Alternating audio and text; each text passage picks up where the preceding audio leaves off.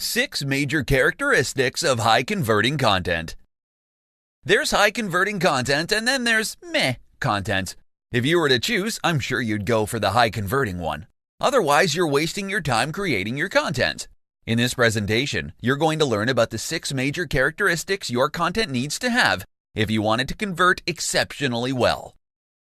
Number 1. Use numbers in your headlines. It's a fact that people are attracted to numbers and will ultimately choose to click on an article with a number in the headline. Titles like 5 different ways to earn $1,000 online in as little as 7 days will get more clicks than a generic title like easy ways to earn money online. Number 2. Clear headlines perform better. Clickbait titles are out.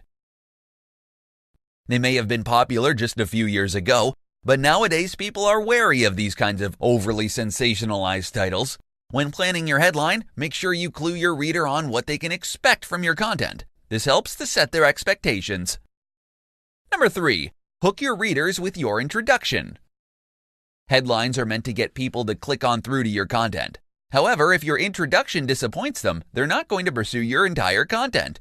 Instead, they're going to hit the back button on their browsers. So if you want people to stay, make sure your introduction serves its purpose. Number 4. Use eye-catching graphics. Humans are visual creatures. When we see good graphics, our eyes are ultimately drawn to it. You can use graphics as a thumbnail for your content, or you can use it to break your content into different sections.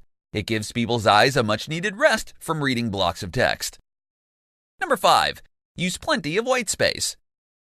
If you've got too many things going on your site, you're basically making it hard for people to stay on your site and consume your content. White space is important in web and graphic design. It makes your site and your content look tidy and neat. It encourages people to read your content and make them feel comfortable while doing so. Number 6. Clear call to action. Your content needs a prominent call to action. This is why you're doing content marketing in the first place.